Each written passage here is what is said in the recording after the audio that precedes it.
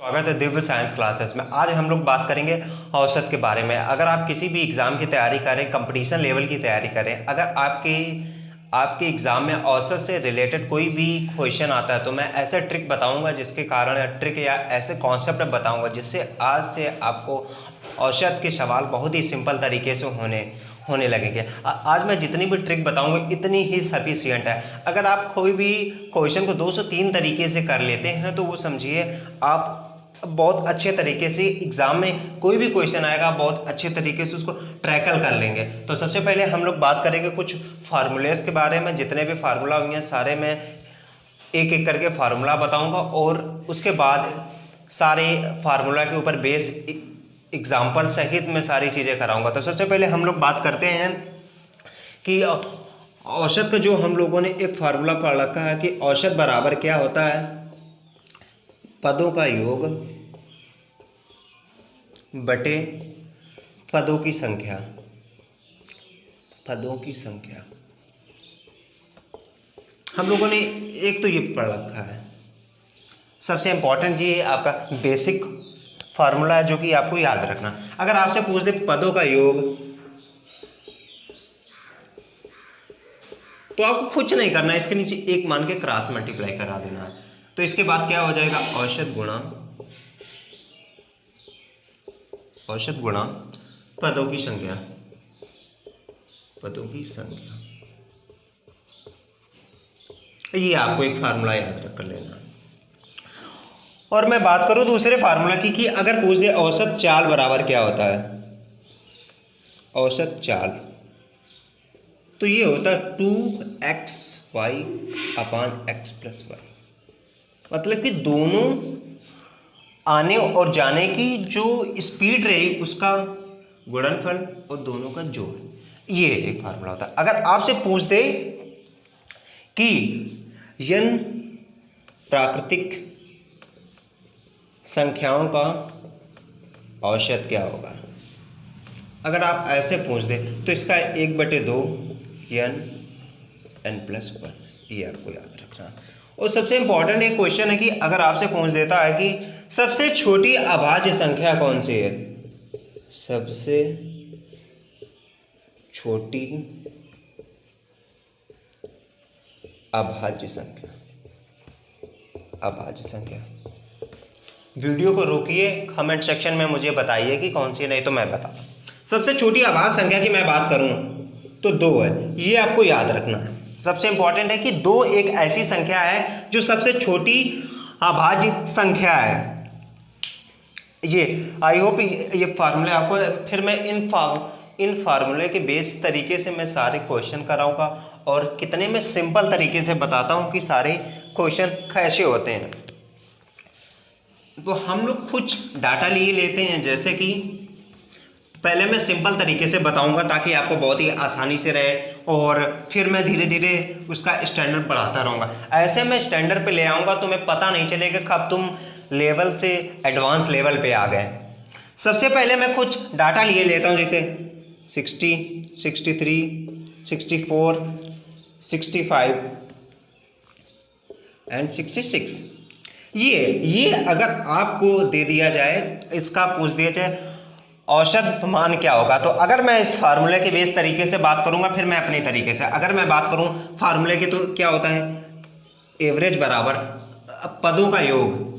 तो इनको मैं जोड़ लेता हूं, 6 5 11 11 4 15 15 4 15 3 18, एक हासिल आ गया। 6 1 7 7 6 13 13 6 19 19 6 25 25 6 31 और पदों की संख्या कितनी, 1 2 3 4 5। आप इसे 5 से भाग दे दीजिए, ये आपका तैयार हो जाएगा। ये अब 6 5 30, 6 5 30 एक हासिल, जी कितना बचेगा क्या, 18 63 15, फिर कितना आ जाएगा, 63 15 3 6 63.6 आ जाएगा। ये आपका हो गया बेसिक तरीका। अगर आपको ऐसे तरीके से दे दिया जाएगा तो आप इनको जोड़ के कर सकते हैं। अगर आप बाय चांस सोचिए आपके डिजिट जो डाटा है वो काफ़ी हाई लेवल का दे दिया जाए तब आपको जोड़ने में दिक्कत होगी। तो सबसे पहले हम लोग बात करते हैं, एक अपनी बेसिक तरीके से मैं बताना चाहता हूं कि जैसे कि आप, यही सवाल है, इस सवाल को अपने मन से ही इसका आप एक कुछ एवरेज मान सकते हैं। 60 हो गया, 63 हो गया, 64 हो गया, 65 हो गया, 66 हो गया, जैसे कि ये है। तो इसका अगर आप मान लें 60 हो गया औसत, अगर मैं बात करूं ये 60 से कितना ज़्यादा है, एक भी ज़्यादा नहीं, बराबर है 0। ये कितना ज़्यादा, प्लस का 3। ये कितना ज़्यादा, प्लस का 4। ये कितना ज़्यादा, प्लस का 5। ये कितना ज़्यादा, प्लस का 6। आप इनको जोड़ लीजिए, 6 5 11, 11 4 15, 15 4 18, 1 2 3 4 5 5। आप इनसे डिवाइड जब आप करेंगे ना, 53 15 3 हासिल 3.6। अगर आपका प्लस का आ रहा तो जो आपने औसत माना था इसमें आपको जोड़ देना 60 प्लस 3.6, तो कितना आ जाएगा, 63.6। अगर मैं बात करूं पिछले इस सवाल में, अगर मैंने इस तरीके से लगाया था इस सवाल को, तो सेम ही आंसर मेरा आया था। अगर आप इस तरीके से, चाहे जितना बड़ा आपको डाटा दे दिया जाए, आपको एक औसत मानना उसके अकॉर्डिंग, अगर माइनस की वैल्यू तो। और नेक्स्ट सवाल में हम लोग बात करते हैं एग्जाम्पल सहित, ताकि आपको बहुत ही अच्छे तरीके से चीजें समझ में आ जाए। अगले सवाल की मैं बात करता हूं, जैसे कि अपने मन से कोई भी एक डाटा ले लीजिए।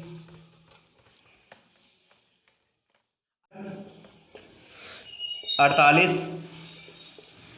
84 66 70 64, इसको तरीके से हम लोग करते हैं इस सवाल को। पहले मैं बेसिक तरीके से बताऊंगा, फिर मैं एक सिंपल तरीके से, जिस तरीके से मैं बात कर रहा था उस तरीके से। सबसे पहले इनको जोड़ लेते हैं। 4 10 14 14 8 22 22 से 28, 8 हासिल 2 2 8 15 21 21 8 29 29 4 33 33 7 40। ये देखिए 408, 1 2 3 4 5 6। अब 6 से इसको काट देना, छतरंग 36, कितना बचेगा, छतरंग 36 4 68 आ गया। ये आपका औसत मान 68। और मैं बात करूं जिस तरीके से हम लोगों ने एक ट्रिक की बात करी थी, ट्रिक के माध्यम से करते हैं। जैसे तरीके से हम लोगों ने माना था कि एक कोई भी हम लोग औसत मान लेते हैं, इसका तो हम लोग लिख देते हैं 68 आंसर आए। क्या उस तरीके से भी 68 आएगा? क्या मैं इसमें मान लेता हूँ 60, जैसे मान लो एक औसतन मान, इसका मैं मान लेता हूँ 60, ये आपका एवरेज हो गया। अगर मैं बात करूं जो n सम संख्याएं दे दीजिए, जैसे 1 से पूछ दे 100 तक आपको कितनी संख्या, तो हम लोगों ने क्या फार्मूला पढ़ा था, 1/2 n = n+1, ये हम लोगों ने पढ़ रखा था। तो हम लोग बात करते हैं 1/2, n की जगह कितना रखेंगे, 100 = 100 प्लस का 1, तो कितना आ जाएगा, 1/2 100 गुणा 101, तो कितना हो जाएगा, 50। तो इसका आंसर हो जाएगा 50 × 50। और मैं बात करूं इसकी एक ट्रिक की बात करूं, तो जितना लिखा 100 से 200 डिवाइड करना, तो 50, तो एक बार 50 और लिख दीजिए, ये आपका आंसर आ जाएगा। ऐसे तरीके से आप लगा सकते हैं। और मैं बात करूं चाहे जितना भी पूछ दिया, 1 से 100 तक का, 1 से 1000 तक का, 1 से 10,000 तक का, कुछ भी पूछ दे, अगर 1000 का पूछ देना, 1000 करना है बटे 2 करना है, 500 फिर 500 लिख देना, ये आपका आ जाएगा n संख्या को। अगर आप इस तरीके से, ऐसे तरीके से लगाएंगे, आपका बहुत ज़्यादा समय बचेगा, ताकि आपको समय ही बचाना है एग्जाम में, और कुछ नहीं। सबसे इंपॉर्टेंट आपका समय। और मैं बात करूं नेक्स्ट सवाल की,